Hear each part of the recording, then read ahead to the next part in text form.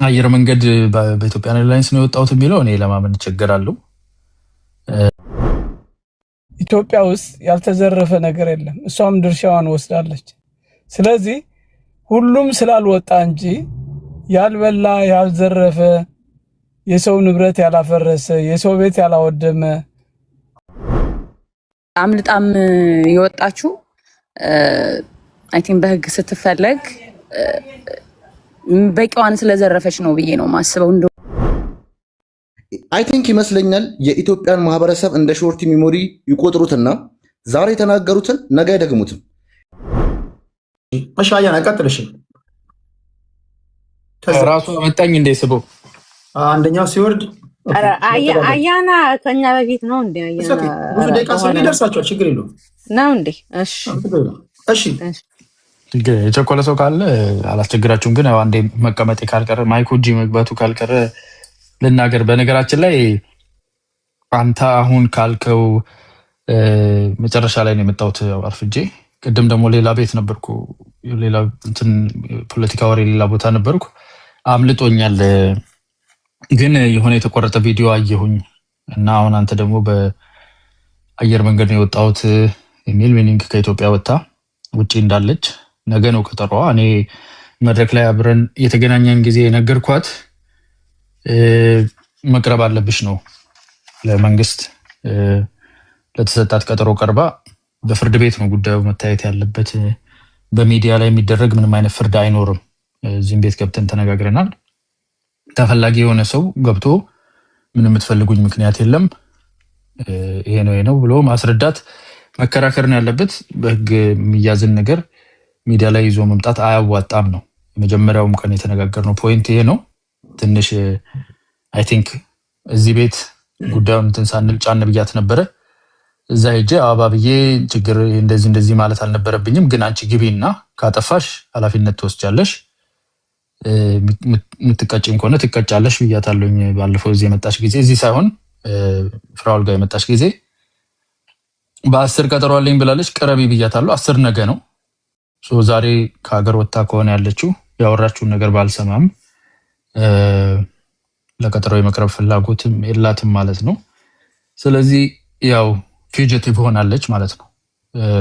ህግ የምትፈልግ የምትሸሽ ሰው ሆናለች። ህግ ይዞ እስከሚያቀርባት ድረስ በዛ ላይ የምንናገረው ነገር ኢንቨስቲጌት ማድረግ ካፓሲቲውም ስለሌለን አይ ቲንክ አስቸጋሪ ይሆናል።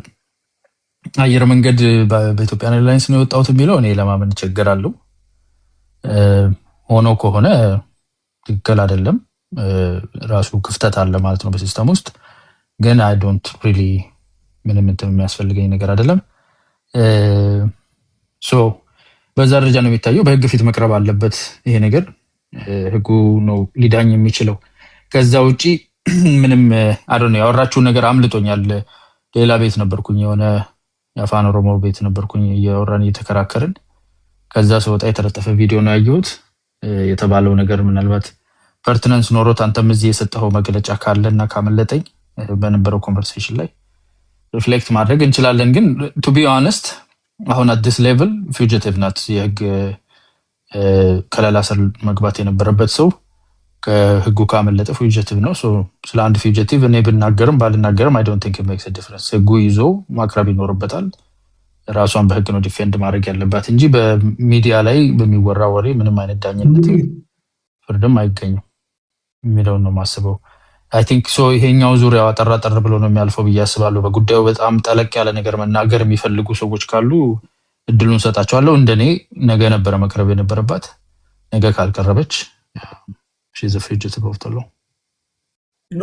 ነገ መቅረቧ እኮ ብቻ ሳይሆን በረከት የምትናገራቸው ንግግሮች በደንብ የተቆረጠውን የሰማሁት፣ ምክንያቱም ያ አብሯት እንትን ያለው ሰውዬ ጋር እንደምታውቁት ስለሆነ ማለት ነው።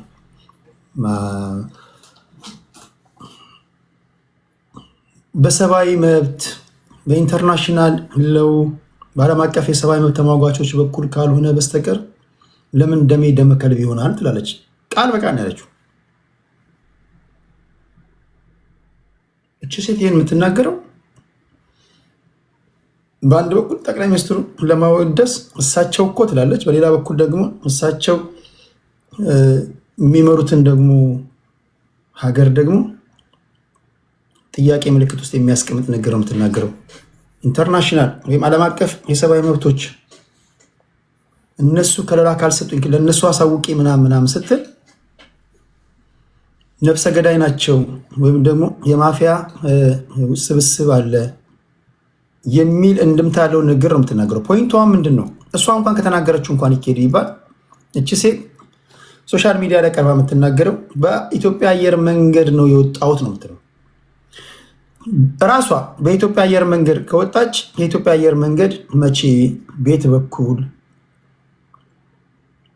እስኪ ቆረጥሽው ትኬት ቦርዲንግ ፓስሽ ምናምን ብሎ ሊጠይቃት ይገባል። ትልቅ ተቋም ነው። ያው እሷ የሶሻል ሚዲያ እዚህ አንዳንድ ጊዜ እዚህ ጋር የሚፈጠሩ አለመግባባቶችን አርጊመንቱን ለማሸነፍ የምንጠቀማቸው ነገሮች ከባድ መዘዝ ሊያመጡብን እንደሚችሉ አናውቅም። አንዳንድ ጊዜ እሷ ሶሻል ሚዲያ ላይ በቃ ህዝቡን ለመሸወድ ነው። በቃ ይሄ ምስኪኑን እንደዛ ይመስላታል። ነገር ግን ህግ እንደዛ ሊያይ ይችላል ወይ? ይህንንስ እንዴት ታዩታላችሁ? ምክንያቱም እሷንም ዜና ያደረግነው እንደምታውቁት በኢንቨስተር ስም ያለች ስም ሴት ስለሆነች እየሰራች ያለችው በግብርናው መስክ የተሰማራች ስለሆነ ወንጀሉን በፌዴራል መንግስት እችን ሴት ያያችሁ ጠቁሙኝ ስላለ ነው። የጠቅላይ ሚኒስትሩን ስሙን ደጋግሞ ማንሳት ነገር ይታያል። በማንነት የተጠቃው ማለት ነገርም ይታያል። ጠቅላይ ሚኒስትሩን ስሙን እንደ ይለፍ ቃል ለመጠቀም የሚዘርፈው ዘርፎ ወንበዴ የሚሆነው ወንበዴ ሆኖ እንደፈለገ ሲያፍኳኳዩልና ጠቅላይ ሚኒስትሩ እኮ ይላሉ። ይሄስ ምንድን ነው የሚነግራቸው? ሁለተኛ ስትሸጠው እንደፈለገ ስታረገው የነበረው መሬት የኦሮሞ ህዝብ መሬት ሆኖ በማንነት የተጠቃው ማለት ነገርም አለ።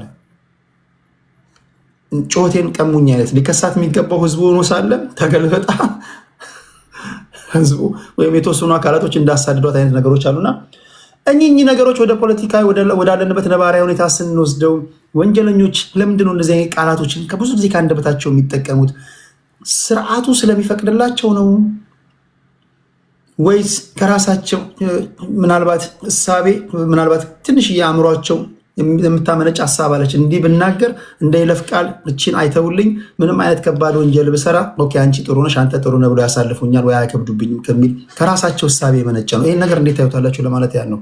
አያና በዚህ ጉዳይ ላይ ሳይሆን አይ ቲንክ ኮመንት ላይ አንዳንድ ሰዎች ያሉ ባለፈው አስረድቼ ነበር። አይ ቲንክ ያልተረዱ ሰዎች እኔ ፍርደ ገምድል ማድረግ የለብኝም ብዬ ነው እንጂ እንትን ያልኳት ይቅርታ የጠየቅኩት ሶሪ አንቺ ላይ ፍርድ ማድረግ አለ ሌባነች ስላልኳት ሌባነች ማለት የለብኝም ፍርድ ቤት ነው ሌባናት ማለት የሚችለው እና ወደ ሚዲያ መምጣቱ ነው እንደዛ እንደለ ያደረገኝ ነው ያልኳት እንጂ እዛው ላይ ተናግሬያለሁ። ለህግ መቅረብ አለብሽ ካጠፋሽ ትጠየቂያለሽ። አሁንም ተመሳሳይ ነገር ነው። እኔ ፍርድ መፍረድ አልችልም። ሌላው ሰው መብቱ ነው። እኔ አይፈቅድልኝም አምሮዬ። አንድ ሰው በህግ ታይቶ ፍርድ ቤት ነው የሚፈርድበት። ስለዚህ ለህግ ቅረቢ በቀጠሮሽ ሂጂ ብያታለሁ። ያንን ነው ማምንበት። ካልሄደች ደግሞ ከተከሳሽነት ወደ ፊውጂቲቭነት ትቀየራለች ወይም ደግሞ የህግ ተሳዳጅ ትሆናለች ማለት ነው። ህጉ እያሳደዳት ነው። ይህንን ነው የተናገረው እና ካለመረዳት የሚሉ ሰዎች ካሉ አንዳንዶቹ ያው ዝም ብለው ቀትረ ቀላሎች የሚያወሩት አለ ኮመንት ላይ ገሱ ሳይሆን ሳይገባችሁ ቀርታችሁ ከሆነ የተባለው ነገር በዚህ ደርስ ብትረዱት ለማለት ነው። ቴንክ ዩ። እሺ እዚህ ጋር አንድ መገጣጠም ያለብኝ ሌጎ አለ። እሱን ፐዝል ገጣጠምና ኦኬ ገጣጠምኩት። ታፕ አድርጎ ቤተሰብ።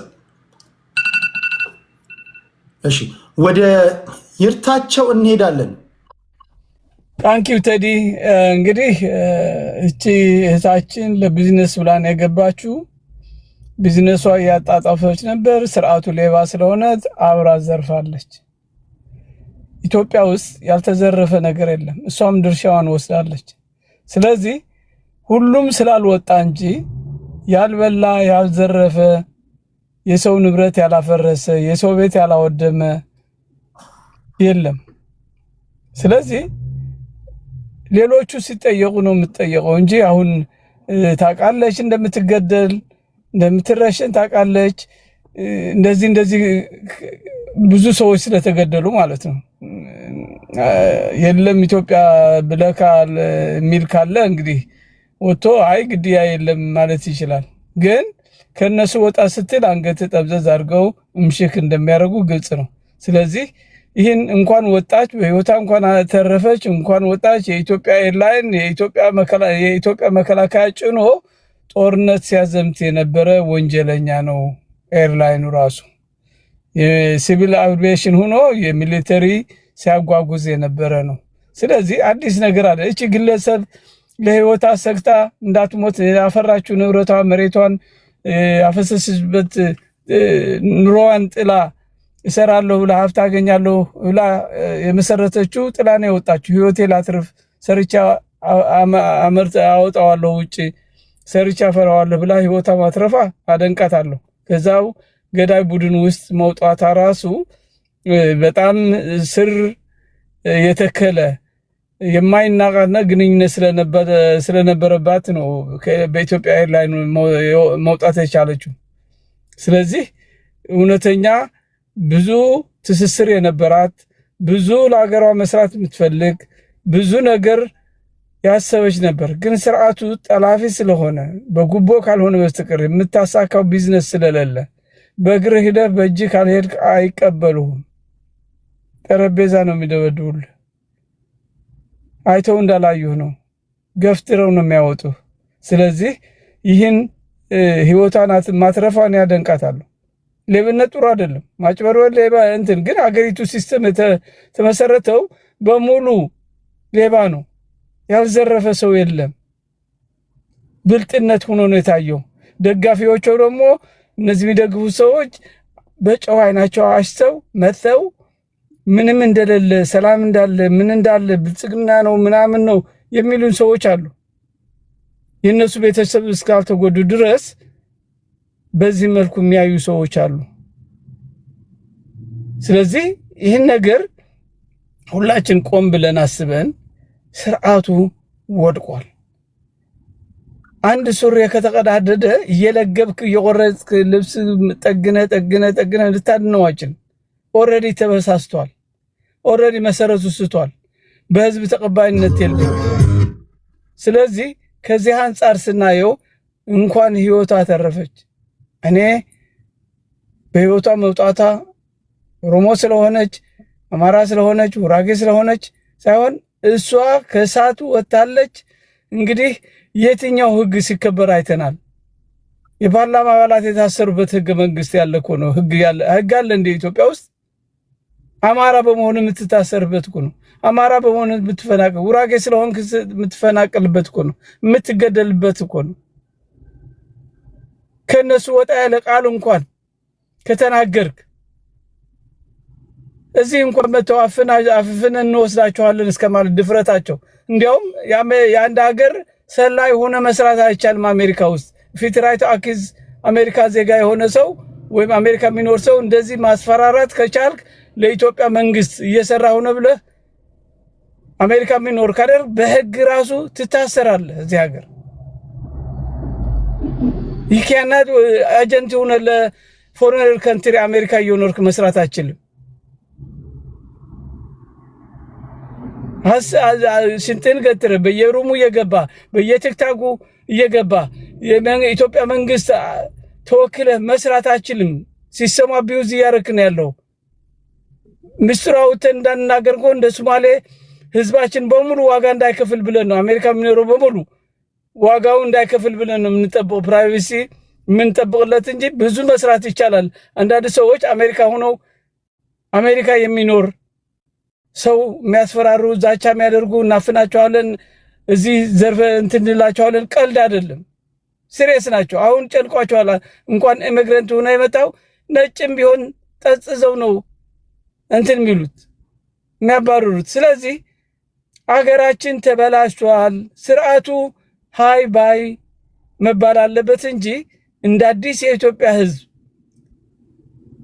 የሚወክል ስርዓት እስካልመጣ ድረስ ኢትዮጵያን ወደ አንድ ሌባ በሌብነቱ ሰርቆ ወደ ኦሮሞ ወደ አማራ ወደ ብሔር እኮ ጥልቅ ይልና ይሄ ብሔር ስለሆንኩ ነው እንደዚህ ሆንኩኝ ማንነቴ ገፍተው እንደዚህ ያደርጉ የሚለው ስላለ ጠቅላላ ስርዓቱ ካልተቀየረ ኢትዮጵያ ሰላምና ፍትህ ዲሞክራሲ ሊሰፍን አይችልምና ለሰጠኝ እድል አመሰግናለሁ ለወንድማችን ቅድም ያደረከው አይ አፕሪሺየት እና መደረግ አለበት ሌሎች ወገኖቻችን እንዲያው ኢትዮጵያ ውስጥ የተራው ሰዎች ብንረዳቸው እንደዛ አድርገን ኦርጋናይዝ አድርገን የምግብ የምን የሚፈጠር በዘዴ ቢፈጠር እስከ ፋኖ እስኪገባ ድረስ አንዳንድ እርዳታዎች እየተደረገ ቢቆይ ጥሩ ነው የሚል እምነት አለ። ጨርሻለሁ። ታንኪዩ። እሺ ይርታቸውን እናመሰግናለን። ወደ ማኪ እንሄዳለን። ማኪያችን እሺ ቴንክ ዩ ሶ ማች ቴዳይ ታቀኛለህ ባይዘው ታቀኛለህ ቴዳይ ፍሬንድ ናቹራሊ ፍሬንድ ነን እናንተ ከዚህ በፊት በጣም ታቀኛለህ ጮጪ ሁኚም ታቀኛለህ የኔ ውድ አውቃለሁ ፍሬንድ ነን እና ውዴ አውቃለሁ የኔ ጀግና እወዳለሁ ደግሞ አከብራለሁ በጣም ሞቺ ነው ወድ የኔ ጀግና እኔ አማራና ጎንደሪ ነብይ ነው እኔ ሞስድ እኔ የማንኪያ ብሔረሰብ ነኝ ብትለኝ ራሱ አልሰማህም። የታባክ ብዬ ነው የምወስድ። ጎንደሬ ነህ፣ የኔ ዘር ነህ፣ ደሜ ነህ። እና እወዳለሁ ሞቺን ወድ የኔ ውድ እና ወደ ፖለቲካ ደግሞ ስገባ ደግሞ ውዴ ያ አውቃለሁ እንታወቃለን ውዴ ከዚህ በፊት ራሱ እና እኔ አንዳርጋቸው ጽጌን ነው የምነግረው ወደ ፖለቲካው ስገባ ማለት ነው። አንዳርጋቸው ጽጌ ፖለቲካው ላይ የሚቀጥለው ቻፕተር ላይ ነው። ልግባ አንድ ዙር በዚህ ጉዳይ የምትሉት ካለ ቅድም አስገባን ብላችሁ ስለገባችሁ የታዘባችሁት ነገር እሱ ይቀር እሱ ሁለተኛው ዙር ላይ እናደርጋለን። እሺ አይ በቃ እሱ ፖለቲካው ከቀረ በቃ ይቅርብኝ ውዴ እወድሃለሁ የኔ ማር። በቃ አንዳርጋቸው ጽጌ ጎንደሬ አማራ የለም ያለ ሰውዬ ነው። በጣም ነው መጣናው። ለዛ ነው እሱ የምለው። በቃ ወይ ስለሱ ከሁለት ዙር በኋላ ስለምናወራ ከአንድ ዙር በኋላ ካለሽ እናወራለን። ችግር የለም አለው እቀመጣለሁ። እሺ በቃ እሺ ወደ ቴምር እንሄዳለን። ቴምራችን ቴዳ የኔ ደግሞ ጎጃሜ ነው የምመስለኝ። እሷ ጎንደር ያደረገች ኦኬ። እኔ በዚች በማን ነው በበረከት ገበሬዋ ላይ የሆነ የተቆራረጡ ምናምን ሰማውኝ እና እሷ አጭበርባሪ እንደሆነች በዚህ በቅርብ ጊዜ ውስጥ እንደዚህ ዝም ብላ ካልሆነች አጭበርባሪ ካልሆነች በዚህ በቅርብ ጊዜ ውስጥ መልቲ ቢሊኒየር ልትሆን አትችልም። አንድ ጊዜ ይፈታል። አሁን እስካሁን እኔ ቤት በነበረው እንትን ኦኬ በኋላ እነግራቸዋለሁ። የኖክ የላከልኝ ሜሴጅ ልንገራቸው ብዬ ነበር። ቴምር የቀጥልኝ ሶሪ ኦኬ። እና ባትሆን አጭበርባሪ ባትሆን ከባለስልጣናቶች ጋር የተለያዩ እየተሻረከች የተለያዩ ዝርፊያዎች ባታካሄድ እንደዚህ በቀላሉ ሀብታም ልትሆን አትችልም። አይ ቲንክ አምልጣም የወጣችው አይ ቲንክ በህግ ስትፈለግ በቂዋን ስለዘረፈች ነው ብዬ ነው ማስበው። እንደውም አንተን የሆነ ብር ስም እየጠራች እንኳን አይደለም አንተ ካናዳ እየኖርክ ቀርቶ ኢትዮጵያም የሚኖር በ200,000 ብር ቢዝነስ አይጀምርም እና እሷ በዝርፊያ ያን ሁሉ ነገር አጭበርብራ አሁን እሷ ራሷን እንደ ያው በዝርፊያም በሆነ እንደ ባለ ሀብት ነው የምታየው እና እኔ አንዳንድ ጊዜ በነገራችን ላይ ቴዲዬ በጉልበትክ ባመጣኸው ለፍተክ ጥረህ ግረህ ባመጣኸው የሆነ ራስክን እንኳን የሆነ ቦታ ላይ አድርገህ ብታወራ ደስ ይላል። በማጭበርበር የደሃ የሰራተኞች ሁሉ አትከፍልም አሉ። ብዙ ጊዜ ብዙ ሰዎች እንደማትከፍል ለሰራተኞቿ እንደማትከፍል ነው እንትን የሚሉትና ስላንተም ልታወራ ሄደችበት ጥግ እና መንግስት ጋር ነው አሁን ብልጽግና ውስጥ ያው ብዙ ሙሰኛ ኃይሎች እንዳሉ ይታወቃል። እና ያንን ነገር ነው ያየሁት እሷ ላይ የተለያዩ ባለስልጣናቶች ጋር እየተመሳጠረች የኢትዮጵያን ሀብት በደንብ ዘርፋለች። አሁን መንግስት ነይ ቢላት ራሱ ወደ ሀገር የምትገባም አይመስለኝም። ያው ዝርፊያ ላይ ሲሳተፉ ባይ ዘ ዌይ ወደ ውጭ ነው የሚያሸሹት ብዙዎቹን። እቺ ደግሞ ቅድም የሆነ ሰው ሲጽፍልከታች እዚህ አሜሪካ ነው ያለችው ምናምን እየተባለ ነውና ቀድማ ስለምታውቅ ከተለያዩ ነገሮች ከምትሰራቸው ከምታጭበረበራቸው ነገሮች ቀድማ ታሸሻለች። በፊትም አገሪቷን ሲያስተዳድሩ የነበሩ ባለስልጣናቶች በእንደዚህ አይነት መልኩ ነበር አገሪቷን ከባለ ሀብት ጋር የመሳጠሩና አንዷ ወይም አንዱ የሆነ ትንሽ ብር ይዞ ይገባል። ባለ ሀብት አክት ያደርጋል። ከዛ የተለያዩ ነገሮችን ይዘርፋሉ። የሀገሪቷን ወደ ውጭ ያሸሻሉ። የመጨረሻ መንግስት ሲፈልጋቸው ላጥ ብለው ነው የሚወጡት። ብዙ ባለስልጣናቶችም እየዘረፉ አሁን በቅርብ ጊዜ ራሱ የኮዬ ፈጨ የምናምን የሸገር ሲሪ የሆነ ምኑ ነው ምን ያክል ብር ዘርፎ እዚህ ካናዳ ነው እንደው መጥቶ እንትና ላይ ተባለውና የሚዘርፉት ከእንደነዚህ አይነት ባለ ሀብቶች ጋር ባለሀብቶች ነን ብለው የተወሰነ ነገር ያሳያሉ ለህዝቡ፣ ከዛ ዝርፊያ ያካሂዳሉ። እና እሷ እንደውም ማወቅ ያለባት አንተ ሰርተክ ምናምን የሆነ ስላንተ ከምትዋራ እሷ ራሷ የሰራችው በዚህ ባጭር ጊዜ ውስጥ ካላጭበረበረችና ካልዘረፈች ከመንግስት ባለስልጣናቶች ጋር ሆና እዚህ ላይ ልደርስ ስለማትችል ራሷ ዘራፊ መሆኗን ይልቁንስ በግልጽ ብትናገር ነው የሚሻለው። እና በረከት ገበሬዋ በዚህ አጋጣሚ ባለ ሀብቶች በስተጀርባ በአብዛኛዎቹ ጀርባ ባለ ሀብቶች ዝም ብሎ ባለ ሀብት አይሆኑም፣ በማጭበርበር ነው። እና አንዷ አጭበርባሪ ነች። የሚያጭበረብሩትም እንዳልኩ ከባለስልጣኖች ጋር በመሳጠር ነው። ጨርሻለሁ። ቴዲ ቴንክ ዩ ቴምራችን ጄደብሊው አንድ ዙር በዚህ ጉዳይ ላይ ከሄድን ከዛ በላይ ነገርየው ዴቨሎፒንግ ስቶሪ ስለሆነ የፍርድ ቤት ወይም ደግሞ የነገ ቀጠሮን የመንግስት ወይም ደግሞ ከፍርድ ቤት የመጣው ወሬውን ወደ እናንተ ማድረስ ይሆናል። እንደው የምትሉት ነገር ካለ በሚለው ዛሬ በሰፊው ሲዟዟር የነበረ ነገር ስላለ ማለት ነው። ቴዲ ስላስገባኝ በጣም አመሰግናለሁ። በጣም የማከብር ግለሰብ ነኝ። እዚህ ጋር ሌሎች የማከብራችሁም ትልቅ ሰዎች አላችሁ፣ ግን የራሴን ሀሳብ በበረከት ገበሬዋ ላይ ለማንጸባረቅ እፈልጋለሁ። በመጀመሪያ የስርዓት ጥሩ የሚሆን መጥፎ አንድን ወንጀለኛ ለመደገፍ የሚካሄድበት ርቀት ግን ትክክል ነው ብዬ ፈጽሞ አላምንም። የመጀመሪያው ነገር በረከት ገበሬዋ ከመጀመሪያ አመጣጧ እስካሁን ያለችበት የመጣችበትን አካሄድ ስናየው ኢትዮጵያ ውስጥ ጥቅም በምታገኝበትና ተጠያቂ ባልሆነችበት ሰዓት ላይ ደጋፊ ሆነች ብዙ ነገር ስትለን የነበረች ሰው ዛሬ ወንጀለኛ ሆነሻል አይደለም እማጣራው ነገር አለ ስትባል በዚህ ልክ ያዙኝ ልቀቁኝ ማለቷ ተገቢ ነው በሚል ፈጽሞ እምነት የለኝም። በዚች ሳምንታት ውስጥ ብቻ የተናገረቻቸው ቃላቶች የሚጋጩ ናቸው እርስ በርስ። የፌዴራል ፖሊስ እሷ ላይ የእስር ማዘዣ ሲወጣባት ሀገር ውስጥ ነኝ ቤቴ ነኝ ያለች ግለሰብ አሁን ላይ በተቃራኒው ተገልብጣ ሀገር ውስጥ እንዳልሆነች ወይም ለፖሊስ እጅ እንደማትገባ ማሳወቋ ግልጽ ነው። አይ ቲንክ ይመስለኛል የኢትዮጵያን ማህበረሰብ እንደ ሾርት ሚሞሪ ይቆጥሩትና ዛሬ የተናገሩትን ነገ አይደግሙትም። ይህ ጊዜ አሁን እንደዚህ የሚያደርጉበት የማጭበርበር ጊዜ እያበቃ ነው ይመስለኝ። ቴክኖሎጂ አሁን ሁሉም ሰው እጅ ላይ እየገባ ነው። ነገ የተናገረውን ሰርች አድርጎ ማውጣት ይችላል ኤቭሪዋን። ሶ ውሸታቸው እየተጋለጠ ነው የሚሄደው። ማንም ቢያወራ ማንም ሌብነቷ መቼም ይጋለጣል። ጀስት ሌብነቷን ስትስራው አትስራው ባናቀው እንኳን ከቃሏ ላይ መረዳት ይቻላል። አንዳንዶች ደግሞ አላችሁ በሴትነቷ ብቻ የተጠቃች ለመምሰል ስላለቀሰች ወይ እንደተበደለች ስለሆነች ሴት ስለሆነች ተበድላለች ማለት ነው። እውነተኛ ንጹህ ሰው ብትሆን ፍግ ፊት ቀርባ በግልጽ መወገድ ትችላለች። ሶ በየሚዲያው ላይ ሄዶ ጫጫታ ማብዛት፣ ዛሬ ያሉትን ነገ መቀየር ኢቨን ወደ ወንጀለኝነቷን ማረጋገጫ ነው ብዬ ነው ማስበው። እችን ለማንጸባረቅ ነው። ቴዲ አመሰግናለሁ። ቴንክ ዩ ከልብ አመሰግናለሁ።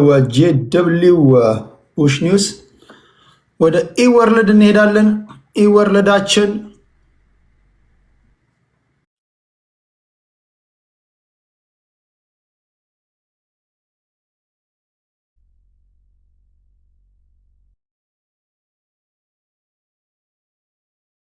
እዚህ ላለን ሰዎች ይብዛም ይነስ ለምንሳተፍም ለኢትዮጵያ ሕዝብም እዚህ በጣም ከሁለት ነጥብ ምናምን ሺህ ሰው ላለው አንድ ነገር ልበል በረከት ጋር በተገናኘ አንደኛው እሷ የክሪሚናል ጀስቲስ የፍርድ ቤት ስርዓቱን ስናየው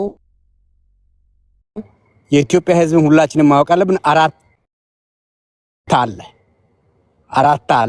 አንደኛው ፍርድ ቤት ነው። እኔን ፍርድ ቤት ይለቀኛል ያለችው። ሁለተኛው ፖሊስ ነው አፍሬንድ የሚባለው ይዞ የሚያመጣው ይይዘኛል፣ ፍርድ ቤቱ ግን ይለቃል ያለችው። ሶስተኛው ማረሚያ ቤት ነው፣ ማረም እስር ቤት እዛ ኢትዮጵያ የሚባለው አሜሪካም አለ።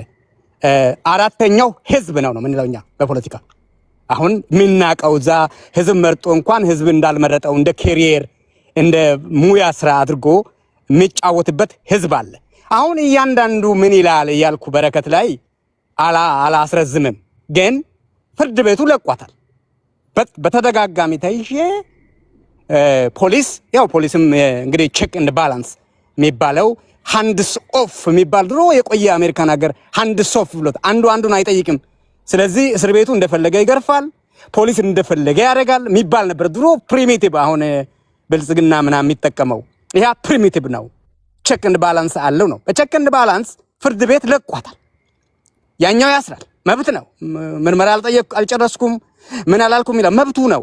ይሄ መንግስት አካል ነውና የክሪሚናል ጀስቲስ አካል ነውና እና ያንን ተማምና ቅድም እንዳነሳችሁ ያንን እንኳን የሚከለክለው የሚያግደው በኢትዮጵያ አየር መንገድ ፍርድ ቤቱ ለምን ያስካት ስለሚለው ለቀቀው። ወጣች፣ የመንቀሳቀስ መብቷን ተጠቀመች።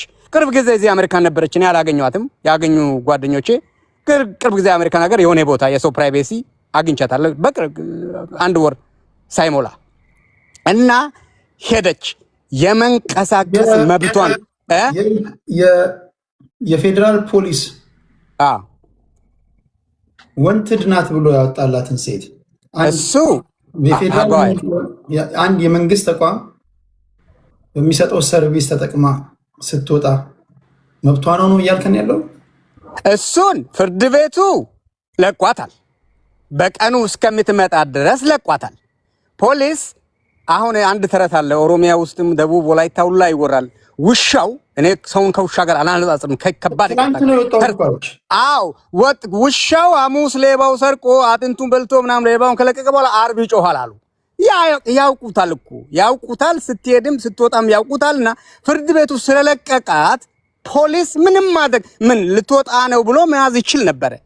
ያንን አሁን ምን ይላሉ እንግዲህ ቅድም አንተ መወቀስ አለብም ሌሎቹ መወቀስ አለባቸው። ቀን የሚያወጣው አለና ቀን ሲያወጣው የዚህ አሁን የጠራናቸው የመንግስት አካላትን ጉድ እናየዋለን። እኔ ግን ሔዋንዬ እርሻን አሁን ምግብ አዲስ አበባ እንሰራለን ላሉት ምግብ የምታቀርብ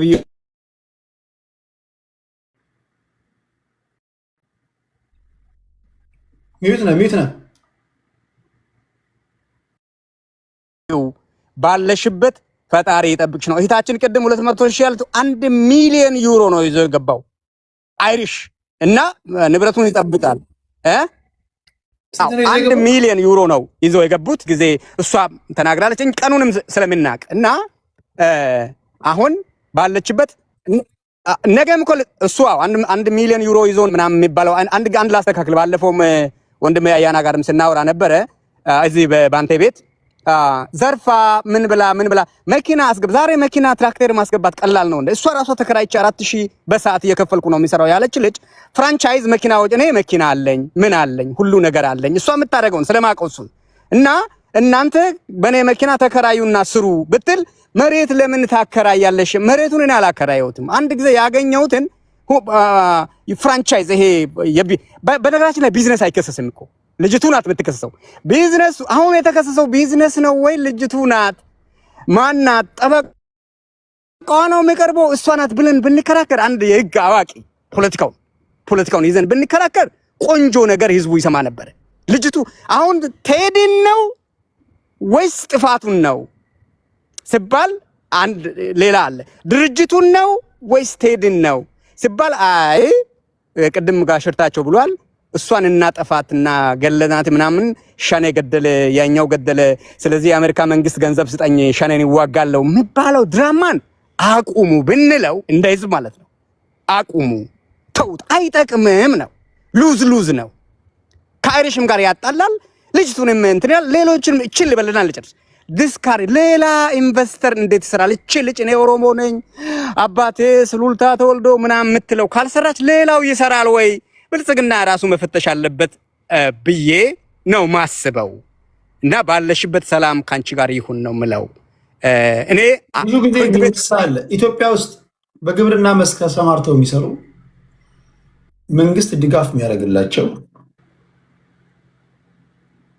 ባንክም ድጋፍ የሚያደርግላቸው ከሀገር ቤት ሄደው አንድም ቀን ድምፃቸው ሳይሰማ እንደው አንደኛው አናን የሚባለው ሰይፉ ላይ ቀረበ። በጣም ብዙ አሉ እኮ። ለምንድነው እሷ እንደዚህ በዚህ ደረጃ አጀንዳ ምትሆን? ጎዳት እኮ ትራስት ዳለማ የሚባለው የሚያጠቃ ምናምን ካልክ ሌሎች ኢንቨስተሮች ለምንድነው የማይሳደዱት? አንዳንድ ጊዜ ቢዝነስ አድሚኒስትሬሽን ወይ ቢዝነስ ሎ ተምሮ ነው ሰው የሚገባው። አንዳንድ በልምድ መግባት አለና አመንኩ አለች። አየ ትራስት ዳለማ ህዋት እኮ የተመታው ምስጥር በመናገሩ ነው። ኢህአዴግ ሆኖ ስለሚተዋወቁ ነው እንጂ ይሄ ትራስት ዳለማ አንተም ብትሆን እኔ አሁን ምስጥሬን ሙሉ ምስጥር አልናገርም። ለፈጣሪ ነው የምናገረው፣ ለራሴ ነው የሚይዘው። እና አሁን እዚህ ወንጀለኞችን ሲፈልግ ስናፈላልግ ለአንዳንዱ ነው ስለማከብሬ ነው ሚዲያ ህዝብ ስለሆነ ነው የተናገርኩ እንጂ አልናገርም። እና እንዴት እንደምትሄድ ትራስት ዳያለማውን ቴዲ አንተ ታውቃለህ። በቃ ምስጢር የወጣው ምስጢር መልሶ ይመታሃል። ጌም ነው፣ የፖለቲካ ጌም ነው። እና ተናገረች። ከዛ ደግሞ እንትን ነኝ አለች። የአባቴ ዘር የእናቴ ዘር ቆጠረች። ያን እንዴት ነው ኢኖሰንስ ይሄ? እሺ ደቂቃ አልቋል።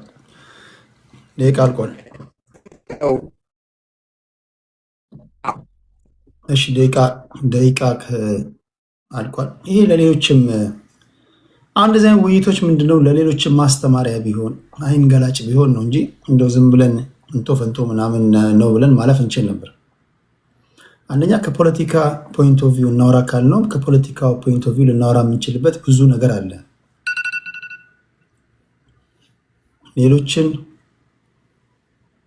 ተቋማቶች እየተሳደቡ ሌሎችን ባለስልጣናቶች አፈር ከድሜ እያበሉ ጠቅላይ ሚኒስትሩን መወድሰ ጠቅላይ ሚኒስትር የሚያቀርቡ በጣም ብዙ አሉ። በአሁኑ ሰዓት በብልጽግና ውስጥ አንዳንዶቹ የብልጽግና ደጋፊ ናቸው። አንዳንዶቹ ኢቭን የጠቅላይ ሚኒስትሩም እኮ ጠላት ናቸው። ጠቅላይ ሚኒስትሩ አሁን ቀን ቢከዳው ምናምን አብሮት አይቆሙም። አሁን ከነጋዴውም ከደላላውም ከፖለቲከኛውም አየር ባየር ነጋዴውም እያየን ያለ ነው የጠቅላይ ሚኒስትሩን ስም እንደ ይለፍ ቃል የመጠቀም ነገር። ህግ የሚባል የለም። ኢንሳ ውስጥ ማፊያ አለ። ጠቅላይ ሚኒስትር ቢሮ ማፊያ ናቸው። ፖሊስ ማፊያ ነው። ፌዴራል ሀገር መከላከያ ውስጥ ማፊያዎች አሉ ብሎ ጠቅላይ ሚኒስትሩ ግን ኤንጅል አድርጎ ወይም በሳቸው ስም ብቻ እንድናለን የሚል ተራ ከሁለተኛ ክፍል ያቋረጡ ሰዎች እንኳን ህፃናቶች እንኳን የማይጠቀሙትን የብልጣብልጥነት ነገር ነው። ይህን ግን የሚጠቀሙት አንዳንዶቹ ለጊዜው ስለጠቀማቸው ነው ወይስ ሚጢጥዬ ጭንቅላታቸው ያመነጨለችላቸው ሀሳባቸው ሆኖ ነው? በዚህ ሲጠቀሙ ኖሮ ነው። እንደዛ ደግሞ እንዳይባል እንደዚህ የሚሉ ሰዎች ይኸው አብዛኞቹ እንደውም እንደዚህ የሚሉት ቅድም ስናገር እንደነበረው በማግስቱ የክስ ቻርጅ እንደሚመጣባቸው ሲያውቁ ቶሎ ማወደስ ይጀምራሉ። በብዙዎቹ አይታችኋል ብዬ አስባለሁ። ግን ለምንድን ያለው ሲስተም ማጣት ነው? ማስፈራሪያ ነው? ከፖለቲካ አንጻር እናውራ ካልን ማውራት እንችላለን። ከኢንቨስትመንት አኳያ ራሱ ስናውራስ እሷ ላይ የደረሰ ጥቃት ሌሎች ኢንቨስተሮች ላይ ደርሷል። እሷ ምን ስላደረገችው እሷ በዚህ ደረጃ እንደውም በዚህ ባለፉት 8 ዓመታት ሌላ ሰው ካለ ልታግዙኝ ትችላላችሁ። የእሷን ያህል እዛ ቅድም ስናገር ነበር የፈነጨ የለም። ይህ መንግስት እንደውም ረዳው ካላችሁ የእሷን ያህል ያገዘው የለም። ብትፈርጡ ብትነሱ የእሷን ያህል ያገዘው የለም። እላፊ ቀይ መስመር አልፋ ነው። በሴትነቷ ተጠቅታ ነው እንዳትሉ፣ ሴትነቷን ማስተዋጽኦ አድርጎላት እኮ ስትደገፍ የኖረች ናት። ኢንቨስተሮች ማለፍ ያለባቸው መስመርና ማለፍ የሌለባቸው መስመር ሊነገራቸው አይገባም ወይ? እስከዛ ማኳያ ማውራት እንችላለን ለማለት ያለውና ነገር የፖለቲካም ነው፣ ኢኮኖሚም ነው፣ ማህበራዊ ጉዳይም ነው፣ የሶሻል ሚዲያ አጠቃቀምም ነው። እንዲህ ያሉ ነገሮች አሉና ምን ትላላችሁ ለማለት ያለው ክብራትና ክብራን። እሺ ወደ ኢሳያስ እንሄዳለን። ኢሳችን አይ እንዴት ነህ ቴዲ? አመሰግናለሁ። ኦኬ ወደ ላይ ላውጣ ሰዎች። እሺ ኢሱ እሺ አጠር ያለ ሀሳብ ልስጥ በዚህ በበረከት ገበሬዋ ዙሪያ። ሁላችንም እንደምናውቀው በረከት ከማንኛውም ኢትዮጵያኖች ይልቅ እድል ተሰጥቷት ብዙ ቦታ በሞኖፖሊ ተሰጥቷት እየተጠቀመች ነበር። ሁላችንም እናውቃለን። ይሄ እድል አላገኘንም። አብዛኛው ኢትዮጵያኖች ወጣቶች አላገኙ። ብዙ ቦታዎችን ይዛ ስትጠቀም እንደነበር ሁላችንም እናውቃለን። ያው ሴት ናት፣ ኢትዮጵያዊ ናት፣ እናበረታታለን ብለን ዝም ብለናል። ነገር ግን በቅርቡ እያሳየች ያለው ነገር እጅግ የሚገርም ነገር ነው። ለሕግ ተገዢ ያለመሆን ትላንት አምና መንግስቱን አምና ፖሊሲውን ተቀብላ ገብታ ልማት ላይ ተሳትፋ የሰራች ዛሬ ለሕግ ቅረቢ ስትባል አላምንም። ትላንት አምና የተሳተፈችው መሬት የተቀበለችው መንግስት ዛሬ ለፍትህ እና ለፍርድ ቤት ቅረቢ ስትባል አልቀርብም ብላ በየሶሻል ሚዲያው ላይ የዞረች መንግስትንም የፍትህ ስርዓቱንም ሁሉንም ጥላሸት በመቀባት ራሷን ነፃ እያደረገች ነው በሶሻል ሚዲያ ላይ። ይሄ ልክ አይደለም እና በጣም ትክክለኛ ከሆነች ለምንድነው ፍትህን የፈራችው? መንግስትን ትላንት አምና ገብታ ከሰራች ዛሬ ቅረቢ ስትባል አልቀርብም። አይ ጠቅላይ ሚኒስቴሩን ከፍ እያደረጉ ስርዓቱን ግን እየከፋፈሉ ሌላ ስራ ላይ ናት። አንድ ወንጀለኛ ከሆነች ተጠርጥራለች፣ መቅረብ አለባት። አልቀርብም ካለች ደግሞ በየሶሻል ሚዲያው ላይ የሄደች ሌላ ስራ ላይ ናት አሁን እሷ። ስለዚህ ይሄ ልክ አይደለም፣ ልክ አልሰራችም። ፍትህ ስርዓቱ እኮ 100% ንጹህ ላይሆን ይችላል። ነገር ግን ገብታ ለህግ አልቀርብም ማለቷ ለምንድን ነው? ምንድን ነው ያስፈራት? ብዙ ቦታ ብዙ ልማት ስራዎች ተሰጥቷት እየሰራች ነው። እሱን እያሰራች ግን አልቀርብም ማለት ይሄ ልክ አይደለምና ይሄ መንግስት በትኩረት ማየት አለበት።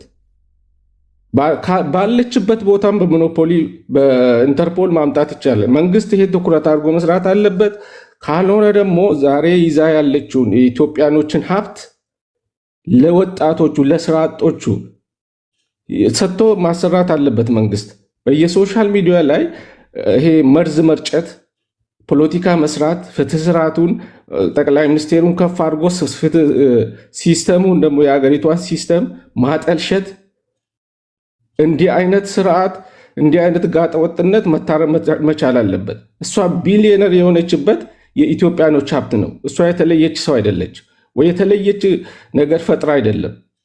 መሬትንና እንትንን ነው ያገናኘችው። እያንዳንዱ ኢትዮጵያ ወጣት ቢመቻችለት መስራት የሚችል ጉዳይ ነው። ስለዚህ የተለየችውና ያውም አምልጣ መልሳ ደግሞ እንዲህ በአየር መንገድ ነው የወጣሁት በእንዲህ ነው የወጣሁት እያለች የምትሰራው ስራ ልክ አይደለምና መንግስት ትኩረት ሰጥቶ ይሄን ነገር እልባት እንዲያገኝ ማድረግ አለበት እላለሁ። በተረፈ ወንጀለኛ ናት ወይስ አይደለም እኔ እዚህ ላይ ፍርድ አልሰጥም፣ ሁላችንም አንሰጥም። ግን ካደረገችው አንጻር ትላንት አምና መንግስቱን ዛሬ ደግሞ አላምንም ብላ እንደዚህ ማድረጓ ልክ አይደለምና ይሄ መታረም አለበት እላለሁ። በሚቀጥለው ሀሳብ ይሰጣለሁ። ለአሁኑ ይበቃኛል። ቴንኪዩ ኢሳያስ፣ እድላችሁ ነው። ወደ ብሬንደን እንሄዳለን እንዳቀማመጣችሁ። ኦኬ ብሬንደን አለ ያ ብሬንደን። ከዛ እግዚአብሔር አሁን እኔ ነኝ ወይስ? ኦኬ ኦኬ። ታንክ ዩ ቴዲ። ሰላም ዋላችሁ፣ እንዴት ነው? ወል አንዴ በጣም በድንገት ነው የገባሁት። ሰሞኑን በእንትን ላይ እየሰማሁኝ ነበር እና ትንሽ ሀሳብ ለመስጠት ነው። ይሄ በጣም ከባድ የሀገር እንትን ነው፣ ሸክም ነው። ባይዘወይ ትንሽ ትሬንዱን ላንሳላችሁ። ከዚህ በፊት በተለይ በነበረው ስርዓት እየቀጠለ መጣ መሆኑን ለመግለጽ ያክል ብዙ ኢንቨስተሮችን መንግስት ስባል ይላል እና ያ መንግስት ብዙ ጊዜ ካመጣቸው በኋላ ባንክ ቤት አክሰስ ይደረግላቸዋል። በብዙ ሚሊዮኖች የሚወጣ ገንዘብን ከወሰዱ በኋላ በተሰጣቸው የማልሚያ ቦታ ወይም ኢንቨስት እንዲያደርጉ የከተማም ሊሆን ይችላል፣ የእርሻ መሬትም ሊሆን ይችላል፣ ምንም ነገር ሳይሰሩ ባዶ ቦታ እንትን እያለ የሚቀርበት ሁኔታ እና መንግስት ሀገር ለውድቀት እንትን እያለች የመጣችበት ሁኔታ ነው አለው። በዚህ አይነት ባለፈው ስርዓት ውስጥ የነበረው ለምሳሌ ትዝ ይለኛል አንድ ነገርን ለማያያዝ በቅርቡ ወደ ስንት የሚሆኑ ሰዎች በእንትን የሚጠረጠሩ ብዙ የህዝብ ገንዘብ አሰባስቦ ታስሮ እንትን ያሉበት ሁኔታ ነው አለው እና በዛ ውስጥ ከዚህ በፊት ትዝ ይላችሁ እንደሆነ በደቡብ አፍሪካ የኳስ ጨዋታ በተደረገ ጊዜ በመንግስት ሚዲያ በወቅቱም በመንግስት ሚዲያ ማስታወቂያ አውጥቶ ሰዎችን ለቱሪዝም እንወስዳለን እያሉ ብዙ ሚሊዮኖችን የሰበሰበ ሰው ወደ እንትን ሄዶ ያን በወሰደበት ቀርቶ እንትን ያላቸውን ሰዎችም አልወሰደም። መጨረሻ ያው በወቅቱ የነበረው ስርዓት ትንሽ ብልጣብልጥነት አቅም አለኝ የምለውን ለማሳየት አመጣና ትዝ ይለኛል 37 ሚሊዮን ነው በወቅቱ በጣም ከባድ ገንዘብ ነበርና ከዛ ተመልሶ ትንሽ 3 ዓመት ፍርድና የሆነ ብቻ ቀልድ የሆነ እንትኖች ያለፈበት ሁኔታ ነበርና ያ ሰው አሁን በነበሩት ውስጥ አለ ማለት በጣም የሚገርም ነገር ነው።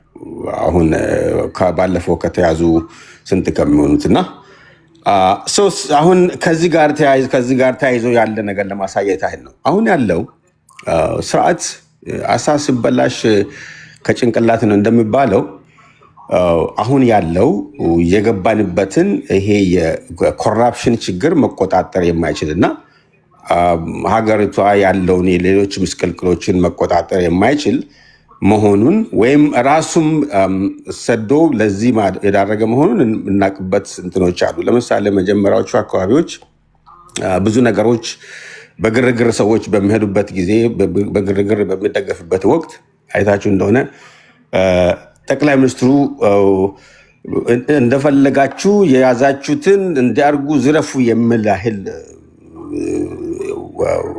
ወጃ ታውጆ ከዛ በኋላ የነበረው አውቶማቲካሊ ይሄ እንግዲህ አንድ ሀገር ሊኖር የሚችለው ስትሬት ሌቨል ብሮድካስት የሚባሉ ሲስተሞች እንዳሉ ፖሊስን በትክክል ህግ ካለ ህግን ማስፈጸም የሚገባው ኃይል ነው።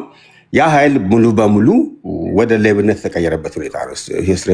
ስትሬት ሌቨል ብሮድካስት የሚባሉት ፖሊስን በለው የህግ ሰዎችን በላቸው እብን ማንኛውም በተቻለው መጠን የኢትዮጵያን ህዝብ በሚንቀሳቀሱበት ሁላ ችግር የሚፈጥርና ለዘረፋ መረብ ተዘርግቶ የሚሄድ አሁን ባለንበት ሁኔታ የጸጥታ ጉዳይ ጋርም ተቀላቅሎ ሰዎች ይሄን ካላመጣችሁ ተብሎ የሚባሉበት ሁኔታ ነው አለ ነው እና ይህን ችግር በምንድን ነው?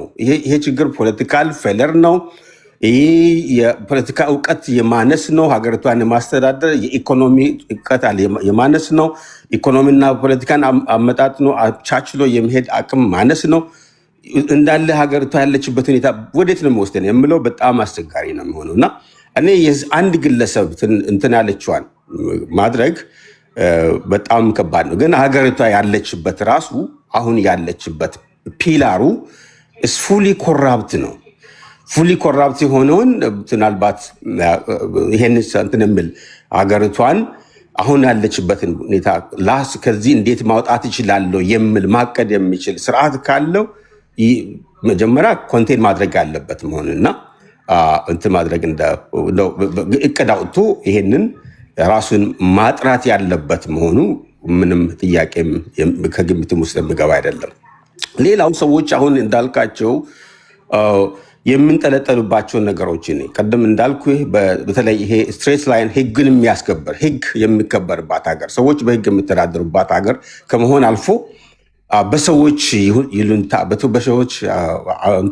በሰዎች ላይ በመንጠልጠል የምንኖሩበት ሁኔታ ነው ሆነው። ያም ምንድን ነው? በዛች ሀገር ላይ የህግ በላይነት ሳይሆን አንድ ግለሰብ ህግን የሚዘውርበት ደረጃ ላይ በሆኑ ብዙዎች አይተህ እንደሆነ አሁን በሌብነት ከተጠረጠሩትና ከሚባሉት አሁን ያነሳት ልጅና ከዚህ በፊትም አንድ ለጠቅላይ ሚኒስትሩ እኔ እሞትለታለሁ የሚል ነው። አሁን በአስሮቹ ነው 98 ሚሊዮን ኦር ቢሊዮን በሚለው ውስጥ ያሉትና እነዚህ ነገሮች ሲሆኑ የህግ እንትኖች ማይቀፍ የማይከበርባትና በህግ መፈራት የማይፈራበት ሀገር ከሆነ መልጠልጠያ የሚሆነው እንደ ህግ ራሳቸውን የቆጠሩና የህግን እንትን የያዙ ሰዎች መሆናቸው ነው። ለዚህ ሁሌ ጠቅላይ ሚኒስትሩ የስርቆት አውተንቲኬሽን ማግኛ አይነት አድርጎ የሚቀርቡበት ሁኔታ ነው አለው እና ሰርቲፋይ ራሳቸውን የሚያደርጉበት ሁኔታ በጣም አስቸጋሪ ነው። ስለዚህ እኔ አንዲት ግለሰብን ብቻ እንዲያደርገን የምናስብ ከሆነ በጣም አስቸጋሪ። የመንግስት ሰራተኞች ምንድን ነው እየሰሩ ያሉት? ክልሎች ላይ የምንሰማው ነገር ምንድን ነው? እያንዳንዱ ከቀበሌ እስከ ገጠር ያለው ያለበት ሁኔታ ምንድን ነው የሚለው ነገር ነው ማየት አለ። ቶታሊ ዲስ ሾውስ ምንድን ነው የሚያሳየን? ቶታሊ ፖለቲካሊ ፌል ሊያደረግን መሆናችን ነው የሚያሳየው። ፌል ካደረግንበት መውጣት እንችላለን። የስ አግሬሲቭ የሆነ ስርዓት ካለ በጣም እንትን የሚል ካለ ራሱን በማጥራት ማመን የሚችል ካለ መውጣት ይችል ነበር። ግን እንደዚህ አይነት ነገር የለም።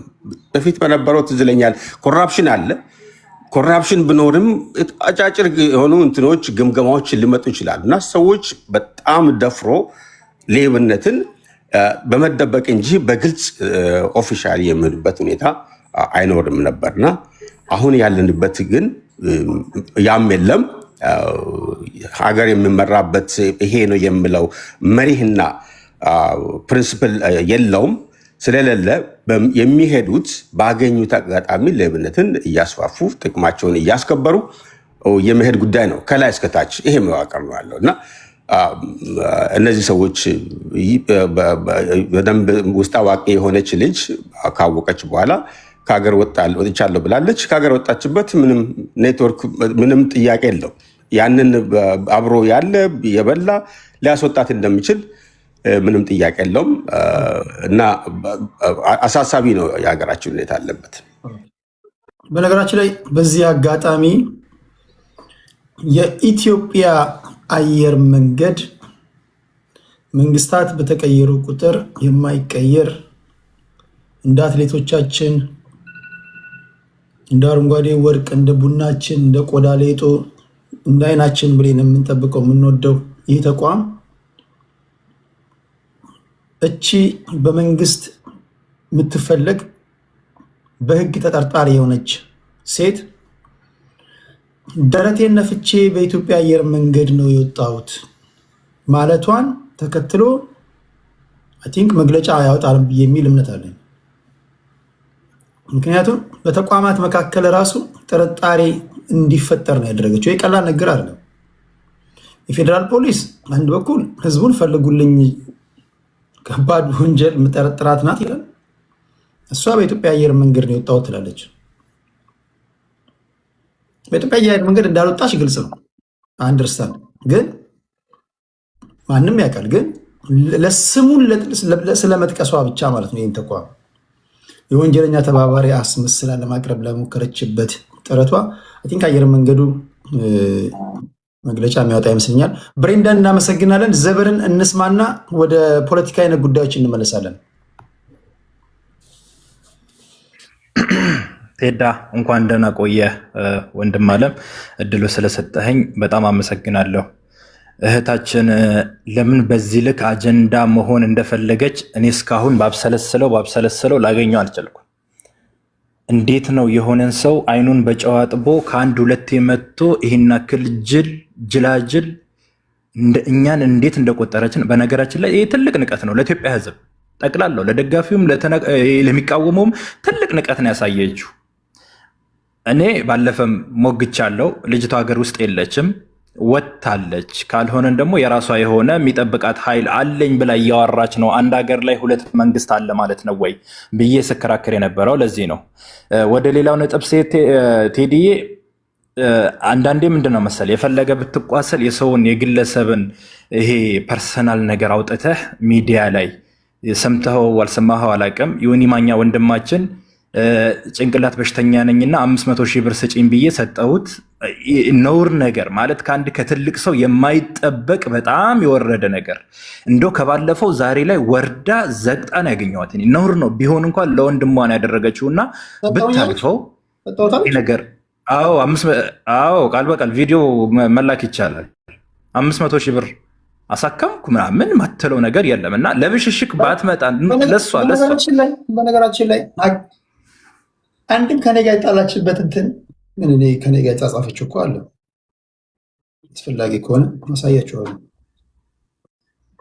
እኔ እንደዚህ አይነት ነገር አታነካክኝ ስላት ሶሻል ሚዲያ ላይ የሀገሬ ልጅ ነህ አጋንንት ቤት ጠንቋይ ቤት ሄዳለች ተብዬ ስሜ ጠፍቷል፣ የሚያውቁኝ ሰዎች ስሜን እያጠፉ ነው፣ ስሜን አስዳልኝ በሚል ነው አንደኛው ግጭታችን ይነሱ።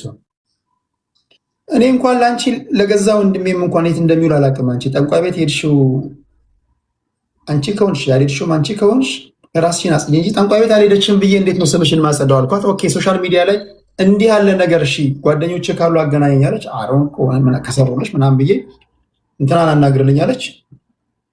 ሴትዮዋ ጠንቋይ ቤት ሄደሻል ተብሎ የራሷ መጀመሪያ ከይዙ የተነሳው ከጋዜጠኛ አብይ ይልማ ጋር ነው።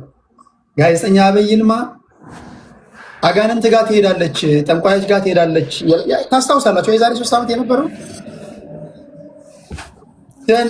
እሷ ፍላጎቷ አጋንንት ቤት ሄዳ ሶሻል ሚዲያ ላይ ልክ እንደዚህ የሰዎችን አንጀት በልታ አጋንንት ቤት አልሄደችም። እሷ ንጹሕ የእግዚአብሔር ሰው ናት እንድትባል ነው የፈለገችው። ዮኒ ማኛም ይሄን አላደርግም ያለው እኔ እስከማውቀው ድረስ እግዚአብሔር ምስክሬ ነው። ዮኒ ማኛ እንደውም እዚህ ካልንገራችሁ ይኸው እግዚአብሔር ምስክሬ ነው። እኔ የቅድስት ድንግል ማርያም ልጅ ነኝ። ይሄ አጋንንት ነው ቴዶኔ፣ ይሄ አጋንንት ነው። ራሷ ቃል በቃል ዞር በይ ከኔ ጋር እንደዚህ ነገር እንዳታወሪ ስላት ኦኬ ዮኒ ማኛን አናግርልኝ አለች። እኔ የድንግል የቅድስት ድንግል ማርያም ልጅ ነኝ። እቺ አስፈሪ ነገር ነው ያለባት። እቺ ሴት አጋንንት ጋር አልቀረብሽም ብዬ እንዴት ነው ላወራ የምችለው ነው ያላት። አውርቷል። ተገናኙን አውሩ ነው ያልኳቸው። ይሄን የመለሰላት እስከ ማቀው ድረስ። ከዚህ ውጭ ለሱ ለዮኒ ማኛ ከፍዬዋለሁ ምናምን ብላ ከሆነ የከፈለችበትን ደረሰኝ የትራንስፈር ማድረግ ከሆነ ማሳየት ነው። ካልሆነ ግን ዝም ብሎ የተለመደ ልክ በተቋማቶች መካከል ይሄ አንዱም አንዱ ማወጋጋት እንደለመደችው በኢትዮጵያ አየር መንገድ ወጥቻለሁ ኢንሳውስ ማፊያ ያለ እንትን ላይ እያለች እንደለመደችው ውዝን ይሄ በቃ የለመደችውን ነገር ነው የምትናገረው። እና እንደዛም ብላ ከሆነ መጠየቅ አለባት የሚል እምነት አለኝ። እሱ ይመልሳል ብዬ እጠብቃለሁ። እሺ ዘበር ቀጥል። ሶሪ ስላቆምኩ ነው። ችግር የለውም። እና የሰው ልጅን በዚህ መጠን ወርደህ የጭንቅላት በሽተኛ ታማሚ ነው እኔ ነኝ 500 ሺህ ብር ከፍ እያሳደብኩት 200 ሺህ ብር 150 ሺህ ብር ይሄ ነውር ነው ማለት ከሱ አይጠበቅም። ከዚህ እኛ ማለት የሆነ የሰጠናት ደረጃ አለ። ለምስ የት ልጅ ሆና ጠንካራ ሆና እንድትወጣ ካለን ጉጉት አንጻር የሰጠናት ቦታ ነበር እና እሷ ደግሞ መታ ከአንድ ሁለቴ ለምን ሁለተኛ መምጣት እንደፈለገች አላውቅም። በመጀመሪያው ዙር መታ ያጠፋችው ነፍ ጥፋቶች አሉ። ዛሬ ላይ መታ ደግሞ እንዳይመለስ አድርጋ አጠፋፍታ አደማምታው ነው ሄደችው። በሁለተኛ ነገር እኔ ባለፈው አቋሜ ነው ዛሬ ማንጸባርቀው ይህ ስርዓት ሌባን ሌባ በሉ ስላለ እኔ ሌባ እያልኩ ነው የምጠራት። አንድ እኔ ድርሻ አልደረሰኝም ከሀገሬ ሽጣውት ከሆነ ድርሻዬን እፈልጋለሁ። እሷ ሀገሪቷን ያለውን እያንዳንዱ ነገር በጥብጣ ዘርፋ ስትሄድ ሌባ ለማለት የሚዳዳጁ ሰዎች ምን አይነት ጭንቅላት እንዳላቸው አላውቅም። ስርዓትና ህጉ ሊከበር ይገባል፣ ተቋሞቹን ሊጠነክሩ ይገባል ብለን ስንጮህ ከመሬት ተነስተን አይደለም። በሀገራችን ላይ ያለው የስርዓታችን ሁኔታ ስርዓቱ በምን ያክል መጠን እንደሆነ ስላሳየችን አሁን ላይ ያለው መንግስት ደግሞ እነዚህን እጃቸው የተጠረጠሩ ሰዎች ውሎ አድሮ ሳይሆን በእያንዳንዱ ቀን ለቅሞ ለህዝቡ እያንዳንዱ ነገር ያቀርባል የሚል ተስፋ አለኝ። ቴዳ እሷ አጀንዳ መሆን ስለፈለገች ይህን ያክል ቦታ ባንሰጣት መልካም ነው። ሆን ብላ ፈልጋው ነው የራሷ የሆነ ቀመር ስለቀመረች ነው እንጂ በምንም አይነት መንገድ መታ በዚህ ደረጃ ልትወርድ አትችልም። ነውር ነው። ወርዳለች ሳይሆን ዘቅጣለች የማይባል ነገር ነው ያለችውና በጣም በሚያሳፍር ሁኔታ እኔ በምን መንገድ እንደሆነ አላውቅም። ብቻ በኋላ በፖለቲካው እንመለስ። ቴዳ ይበቃታል። ከዚህ በላይ ትኩረት እንድትሰጣት ስለፈለገች ነው። ትውልድ ማወቅ ስላለበት እኔ እኮ እንዴት መናገር እንዳለብኝ እንዴት አረፍተ ነገር አደራጅቼ እንዴት አድርጌ ጥግ ላስይዝ እንደምችል ማቅ ልጅ ነኝ። በጣም በጨዋ ቋንቋ እግዚአብሔር የተመሰገነ ይሁን። ደግሞ ሰው ስርዓት እስካለ ድረስ ሰው ያደምጣል። የምናገረው ወይ ዝም ብሎ ምናምን አይደለም፣ ሀቅ በሆነ መንገድ ነው። ግን ሀቅ በሆነ መንገድም አንዳንዴ እንዴት መናገር እንዳለብን ማወቅ ያስፈልጋል። እቺ እኛ ማናቃቸው እግዚአብሔር አንዳንድ ጊዜ ትውልድ ይዳን ሲል ራሷ በራሷ ዛቢያ ነው እኮ ችግር የምትፈጥረው። ትውልድ ይዳን ሲል የሚያቅበዘብዛት ሴት ናት። ብዙ ማታቁት ነገር ሊኖር ይችላል። እኛ ቤቷ ሄደን አላንኳኳን። ሄዳችሁ ቤታቸውን ሄዳችሁ አላንኳኳችሁ። የቤተሰቧን ገበና ይዛ ወጣ አደባባይ ላይ ወጣችሁ እሷ ናት። እናቷን እንደዛ አድርጋ የተናገረችው እሷ ናት። ይሄ እኮ ሁሉ ነገር እኮ የሆነ ነገር ትውልድ ይወቅ ሲልም ሊሆን ይችላል። እግዚአብሔር የራሷ አጎት የተናገረውን ሰምታችኋል። እናቷ የተናገረችውን ሰምታችኋል። የገዛ እናቷ ጥሩ ነገር ላይ አይደለችም ብላ የተናገረችው የገዛ እናቷ ናት። ይህን እኛ አልሄድንም፣ ራሷ ናት የምታይ ነገረችን። ከዛ ደግሞ የሚያውቋት ሰዎች ደግሞ ከባዕድ አምልኮ ጋር ግንኙነት አላት ምናምን። እንደው የሚበላውን ያጣ ሰው እንኳን ከባዕድ አምልኮ ጋር ንክኪ ያለውን ሰው ለአጽዳ ብሎ ዘው ብሎ ይገባል እንዴ?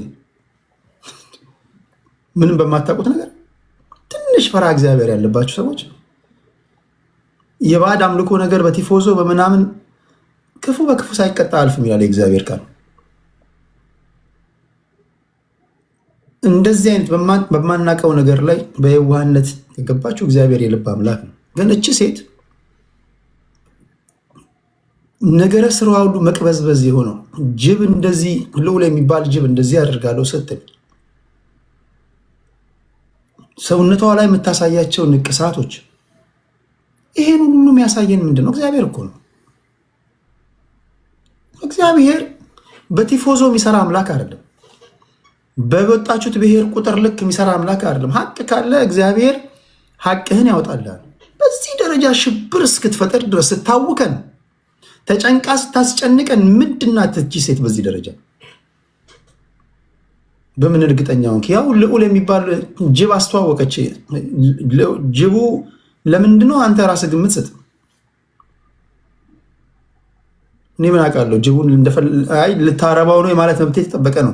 ጅብ አይደለም በግ ነው ያየው የማለት መብቴ የተጠበቀ ነው። እሷ ልዑል የሚባል ጅብ ላስተዋወቃችሁ ነው ያለችው። አበየልማ ማናችንም የሐዋሳ ልጅ የምናውቀው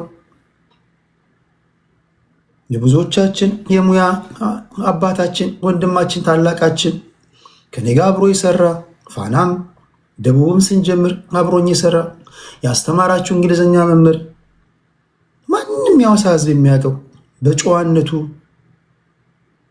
በትንታኔ ላትስማሙ ትችላላችሁ። በቅርበት ከኔ በላይ ያውቃታል። አደገኛ ነገር ውስጥ አለች ብሎ እኮ የሚናገሩት እኮ ራሱ የሰበብ አካባቢ የሚያውቋት ሰዎች ናቸው እኮ። አንድ ቀን የእግዚአብሔር ሰላምታ ተሰጣታችሁ ማታውቁ ሰዎች፣ አንድ ቀን ሻይ ቡና ብላችሁ ማታውቁ ሰዎች አትሊስት ኦኬ የሚያውቋት ሰዎች እስኪ ሲናገሩ አድምጡ። እኔ እኮ በጣም አንዳንዶቻችሁ ምን እንደሚያስፈነጥዛችሁ አላውቅም። አታውቁማትም እኮ ሶሻል ሚዲያ ላይ ነው የምታውቋት። የሆነ ሆኖ ትውልድ መማር ካለበት ግን በሰከነ መንገድ በስርዓት ይህም ክስ የመጣው ራሱ ፖሊስ ያዛት ራሱ ነገረን ወይ ዲያስፖራው ከሷት አይደለም። የሆነ እንቅስቃሴዎች እንደነበሩ አውቃለሁ። የተጨበረበሩ ሰዎች ኦርጋናይዝድ ሆነው ሊከሷት እየተዘጋጁ ነበር። ማስፈራራቶች ነበሩ። ቤተሰቦች በሷ ምክንያት በሽተኛ ሆነው አልጋ ላይ የተኙ ሀብት ንብረታቸውን ያጡ በጣም ብዙ ኢትዮጵያውያኖች አሉ። በጣም ብዙ ኢትዮጵያውያኖች አሉ። ልክ በአራጣ ስም ተበድረው ቤት ከቤት ንብረቶቻቸው ያፈናቀለቻቸው በጣም ብዙ አሉ። ድፍን የሐዋሳ ሕዝብ እኮ ያውቃል። ስለዚህ እንዲህ የምስኪኖችን እንባ እግዚአብሔር የሚያይ ይመስለኛል።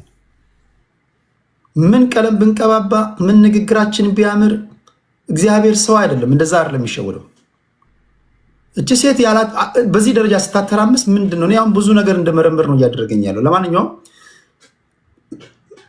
የጥልቁን ዓለም ጉዳይ ለመንፈሳዊ ሰዎች ልተው፣ የወንጀሉን ጉዳይ ለፍርድ ቤት ልተው። ራሷ ከተናገረችው ንግግር በመነሳት እናወራ ለማለት ያለው ለዛ ነው። ሌሎቻችሁ ብታደምጡ ይሻላል። ብሬንደን ውስጥ ነው ውጭ ነው? ብሬንደን ኮመንት አረግ አለሁ እያለኝ ነው። ግን እሺ ወደ የመጨረሻ ሰው ወደ ዋንጋሪ ሊሄድና ወደ ፖለቲካዊ ነክ ጉዳዮች እንሄዳለን። ሰላም ቴዶ እሰማለሁ። አንዳንዶቻችሁ ጥሩ ነገር ያደረጋችሁ መስሏችሁ እኔ የምነግራችሁ እግዚአብሔርን ደስ በማያሳይ ነገር ላይ ስትሳተፉ እንዳትገኙ ጥንቃቄ አድርጉ። ምንም አታውቁም። እሺ ቀጥል ዋንጋሪ፣ የመጨረሻ ከዛ ወደ ፖለቲካችን እንሄዳለን። እንግዲህ በመጀመሪያ ዳውን ስዩሜ በሚል ነው የሚጀምረው። ስዩሜ ያው ጎበዝ ልጅ ነው። ለእናት ሀገሩ ብዙ ታግሏል። እኔ ስለአንተ ባደረገው ንግግር እንደተሳሳተ ነው የምቆጥረው። አይ ቲንክ ይቅርታ ይጠይቃል ብዬ ተስፋ አደርጋለሁ። ያን ዲዘርቭ አታደርግም። ለእናት ሀገርህ ታግለሃል። በተለይ የዲቤት ካልቸር፣ ይሄ የውይይት ካልቸር በጣም ፈጽሞ በአካል ቢገናኙ ሊጠፋፉ የሚችሉ ኃይሎችን በአንድ ገበታ ላይ አስቀምጠህ በሀሳባቸውን እንዲገልጹ የማድረግ ነው ያየሁብህ። ብዙ ዓመት አይቻለሁ ካንተ። ይሄንን እንዲያውም አድገህ በዚህ የምርጫ ክርክር ወቅት የአንተ ቤት ከፍ ብሎ ነበር ማየት የምፈልገው። ይህ የከልቸር ችግር አለብን፣ የውይይት ከልቸር አለብን። ስዩሜም እንግዲህ አንዳንድ ጊዜ ያው ሚዲያ ላይ ስትቆይ ከድካምም ሊሆን ይችላል፣ ወይም ደግሞ የአንተን ንግግር ያየበት መነጽር ሊሆን ይችላል። ግን ፈጽሞ ዲዘርቭ የማታደርገውን ስም ሰጥቷል። አይ ቲንክ ለዛ ዳውን ብያለሁ። ግን ንግግሬ ሳይሆን አንድ ማወቅ ያለባቸው አሁንም ነገም ወደፊት የማደርገው ኢቨን የመንግስት ሰዎች እንኳን ማትፈቅዱትን ሁሉም ድምፆች መሰማት አለባቸው የሚል አቋም አለኝ። ከእናንተ የተለየ ሀሳብ እንዲንሸራሸር ማድረግ እንደ ወንጀል ሊቆጠር አይገባም። መሰልጠን አለባቸው ደጋፊዎች ራሳቸው። አሁን እሱ ለምን እነ ልደቱን ያቀርባል? ለምን እነ ጀዋር፣ ለምን ሌሎቹ ዲያስፖራዎች ሚዲያውን ተጠቀሙ? መጥቶ መከራከር ነው። ይሄ ነው እሱ አሁን ትንሽ እንትን ያደረገው። አሁን አንደርስታንድ ልጁ አልለመድም፣ አላወቀም። እሱ የሚመስለው እንደ ኤኮ ቻምበር አንድ አይነት ድምፅ ብቻ ነው መሆን ያለበት። የነ ልደቱ የነ ምናምን መቅረብ እንደ ሀገር አፍራሽነት ነው ያየው። እንዲሁም ሲሆን ይሄ ነው መሆን ያለበት። እነዚህ ሰዎች እኮ ሲሆን ሀሳባቸውን ነው ዲባንክ ማድረግ ያለበት ተገኝታ ያሉበት ቦታ ላይ እና ንግግሬን ወይም ትንታኔን ምናምን ሳይሆን ለምን እነ ልደቱ ሕዝቅኤል ጋቢሳ እና ጀዋር መሐመድ የትብብር ለአንድነትና ለኢትዮጵያ የሚል ሰላማዊ ሰልፍ አለ አይደል? በዛ አስመልክቶ ጠቅላይ ሚኒስትሩም ደብዳቤ ጽፈናል ባሉበት ሰዓት እናንተ ገብታችሁ ጥያቄ ጠይቃችሁ ሰዓት ማለት ነው። ለምን የአየር ሰዓት ከቨር የሰጣቸው ቴዲ ሐዋሳ ነው የሚለው? ይሄ የሻዕቢያ ተላላኪነት ነው የሚለው። ለዛ ነው። እሺ እኔም ያችን ድምዳሜ ነው የተቃወምኩት። የሻዕቢያ ተላላኪ የሚለውን ድምዳሜ ዲዘርቭ አታደርግም። ግን በተለያየ መንገድ ሁለታችሁም ለእናት ሀገራችሁ እንደምትለፉ ግን መሰክራለሁ። የፈለገ ቢሆን ያ ድምዳሜ ግን በጣም ስህተት ነው። ይሄንን ዳውን ላለሁ ይህንን ያው አትሊስት አንተን ላስቀምጥ ብዬ ነው። ግን እርግጠኛ ነኝ ሶሪ እንደምትባባሉ እርግጠኛ ነኝ። ተስፋ አደርጋለሁኝ በዚህ ደረጃ እነ ልደቱም ዋቴቨር ሁኤቨር አንተ ባዋህያቸው ቁጥር ብዙ የተማርነው ነገር አለ። ብዙ እኔም እኮ ተወያይቻለሁ ከአቶ ልደቱ ጋር። የተወያየሁት ግን መጽሐፉን አንብቤ ነው የተቸሁት። እድሉን ያገኘሁት ጥያቄ ለመጠየቅ እድሉን ያገኘሁት በአንተ ቤት ነው። ይሄ ይጠራል፣ ነገሮች በሂደት ይጠራሉ። ይህንን አልተለማመነውም።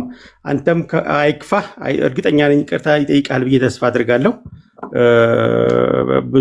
ብዙ አትውሰደው ብዬ አስባለሁ። ምክንያቱም አንዳንድ የባህል ልውውጥ የልምድ ልውውጥ ማድረግ ለእናት ሀገር ነው። ያው ዞሮም ቀረም በኦሮምኛ አንድ ተረት አለ። ነምኒ ማለት እኮ የጃሩ ጭታ ወሊን ሳሙ ይላል አባቶቻችን ሲተርቱ። ምን ማለት ነው? አንድ ቤት የሚሰራ ሰው ሳር አይሻማም የሚባል ነገር አለ። ሳር ጎላችሁ አንድ ነው ሁለታችሁንም፣ ግን በዛ ሌብል የምትደረግ ልጅ አይደለህም።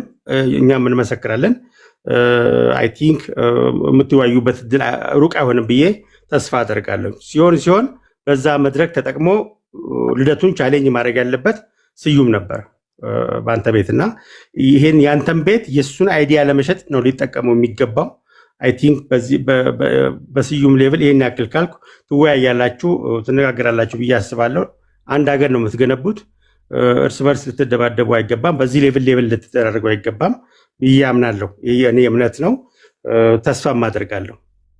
ሁለተኛ እንግዲህ ገበሬዋን ሰማኋት።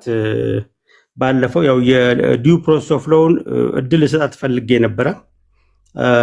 አሁን ግን በኢትዮጵያ አየር መንገድ ያውም በአይናችን በኢትዮጵያ አየር መንገድ ነው የወጣሁት ብላለች። የኢትዮጵያ አየር መንገድ ቻሌንጅ እንደሚያደርገው ተስፋ አደርጋለሁ። ይህን ካደረገች ግን አይ ቲንክ የህግ ሲስተሙ በጣም ብዙ የምንማርበት ነው ብዬ ነው። ብዙ መንግስትም ሊፈትሸው የሚገባ መሆኑን አረጋጋጭ ነው የሚሆን።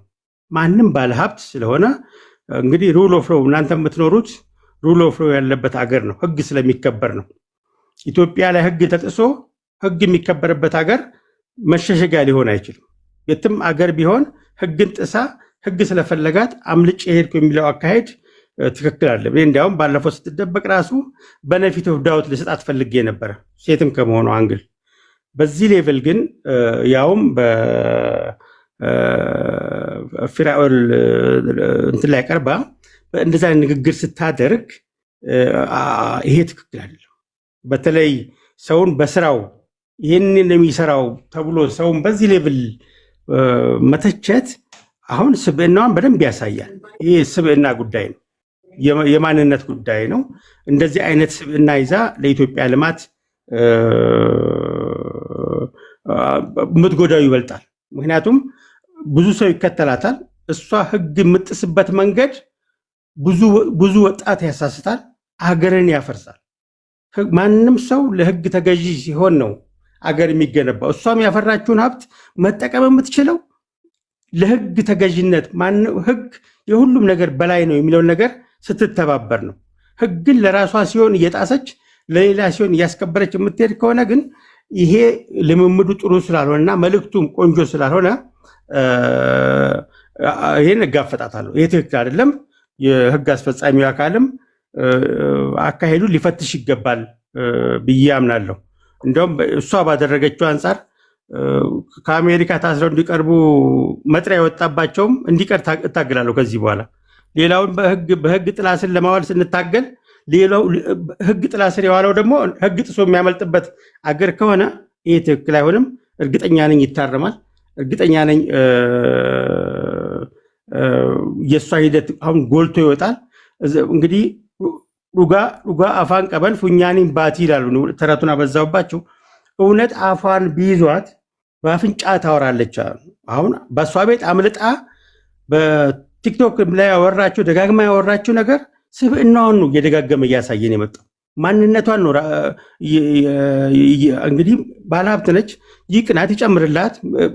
ነገር ግን ሀብቷ ሀገር ለማውደም፣ ሀብቷ ህግ እንዲጣስ፣ ሀብቷ ወጣቶችን አእምሮ ለህግ ተገዥ እንዳይሆኑ የሚያደርግ ከሆነ ሀብቷ ቢቀር ነው የሚሻለው፣ ልማቷ ቢቀር ነው የሚሻለው።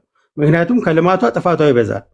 እሷን የሚከተላት የእሷ ሰራተኞች ብዙዎች ናቸው። እንደዚህ አይነት ታዋቂ የሆኑ ሴቶችን ወደፊት ስናመጣ ህግ አክባሪነታቸው፣ ጨዋነታቸው፣ የአገር ወዳድነታቸው ነው እንጂ የአገርን ህግ እየሰበርክ የአገርን ህግ በገንዘብ እየገዛህ ያውም በትልቁ በተቋማችን ተቋም በመገንባት ረገድ እንደ ኢትዮጵያን ኤርላይንስ የለም። በኢትዮጵያ ውስጥ ረጅም ዓመት የፈጀ የኢትዮጵያን ኢኮኖሚ የሚደጉም እንደ አይን ብሌናችን የምንመለከተው ተቋምን የህገወጥ ስራ ተባባሪ እንደሆነ አድርጋ ኢሜጅ መሳሏ በጣም ይሄም አንድ ነገር ነው። ሆኖም ከሆነ በእውነትም በዛ በቦርደር ካልወጣች በቀጥታ በኢትዮጵያን ኤርላይንስ ከወጣች ይሄ ነገር በደንብ ሊፈተሽ የሚገባበት ማስረጃን የሰጠችው ራሷ ቀባጠረች። ዝም ብትል ይሻላትም ነበር። በዚህ ሌቭል አድርጋ ከሆነ ሁላችንም የምንታገላት ይሆናል። አይ ቲንክ በራሷን ያጋለጠችው ራሷን የተከላከለች መስሏት ጥይት ነው ያቀበለችው የሚል መልእክት ነው ማስተላለፍ ፈልገው። አንተ ግን በእውነት አድንቄ ያለው በአንድ በኩል ይህን ሁላ ሚስጥር እያወቅ በተቻለ መጠን በጣም በጨዋ ሆነ ሪዘርቭ ሆነ ነገሮችን ለማቅረብ ሞክራል። ሲገፋብን አሁን የዘረገፍከው ዛሬ የዘረገፍከውን ቀደም ብለህ ቢሆንስ ዛሬ የዘረገፍከውን ቀደም ብለህ ዘርግፈው ቢሆን ኖሮ ሰዎች ብዙ ይማሩበት ነበረ። ግን ጨዋነትን አይቼበታለሁ። ይሄ ትልቅነት ነው፣ አርቆ አስተዋይነት ነው። አይክፋህ። ሰዎች ትንሽ ነገር በሰሩ ቁጥር አንተ ላይ ድንጋይ በወረወሩ ቁጥር የሚያሳየው እንግዲህ ወንዝ ዳር ያለ ብርቱካን ፍሬ ያለውና ፍሬ ያለው ላይ ነው ድንጋይ የሚወረወረው። ብዙ ጊዜ ፍሬ የሌለው ላይ ድንጋይ አይወረወር። ፍሬ ወርውሬ ድንጋይ ፍሬ አተርፍበታለሁ የምትለው ላይ ነው። እና ከዛም ከዚህም ድንጋይ ቢወረወር ዛሬ ያደረግከው ስብዕና ባለፈው እንኳን ይሄን ዛሬ የተናገርከውን አልተናገርከው፣ ሪዘርቭ አድርገን የተናገርከውና ይሄ ጨዋነት ነው። እንደዚህ ነው ማስተማር። ቱ ቢ ኦነስት እኔም ራሴ በነፊት ኦፍ ዘ ዳውት ልሰዓት ፈልጌ ነበረ። ዛሬ ግን ያደረገችው ንግግር እጅግ አሳዛኝ፣ የፍትህ ስርዓቱን ብቻ ሳይሆን የአገሪቷን ህግ በገንዘቧ ገዝታ ጨፍልቃ መሄድ እንደምትችል ኢትዮጵያን ኤርላይንስ ወጣ ከሆነ ይሄ ትልቅ ሞት ነው ብቻ ሳይሆን መጥፎ ትምህርትም ስለሚሆን ይሄ መንግስት አይ ቲንክ ቁርጠኛ ሆኖ እርምጃ ወስዶ ለሌላውም ፖቴንሻል ህጉን ሊጥሱ የሚችሉ ባለሀብቶችንም አስተማሪ እንደሚያደርግ ተስፋ አደርጋለሁ። ቴዶ አይክፋ። ቴንክ ዩ። አብሽር እንዲህ ያለ ቀሽም ጥፋት እንዴት እንደሰራች ለእሷ አዘንኩላት እንጂ እኔማ ምን ችግር አለው? እየመጠንኩኝ እናገራለሁ። እንዴት አድርጌ ሀሳቤ ለአድማጭ ተመልካች ሊገባ በሚችል መንገድ በዚህ ደረጃ ገፍታ ስለመጣች ነው። ለማንኛውም ነገ ከነገ ወዲያ የፍርድ ሂደቱ የፍርድ ቤት ጉዳይ የሚወጡ ነገሮች ካሉ እንዲሁም ደግሞ በተደጋጋሚ በሶሻል ሚዲያ ላይ እየወጣች እንደተለመደው በጋጠ ወጥነት መንገድ እንደዚሁ የምትናገር ከሆነ ራሳችንን የመከላከል መብት ስላለን ነው የምንለው። ራሳችንን የምንከላከለው ነው እንደምታውቀው ከስምሽ ፊት ኢንቨስተር የሚል ነገር ስላለ ነው እንጂ ኢንቨስተር የሚባል ስም ቢኖር ድንጋይ ብትወረውርብኝ ራሱ አንቺ ላይ አልወረውርም። ትንሽ ለኢንቨስተሮች ክብር ኢንቨስተር የሚባለው ስም ነው እንድናገር ያደረገኝ እንጂ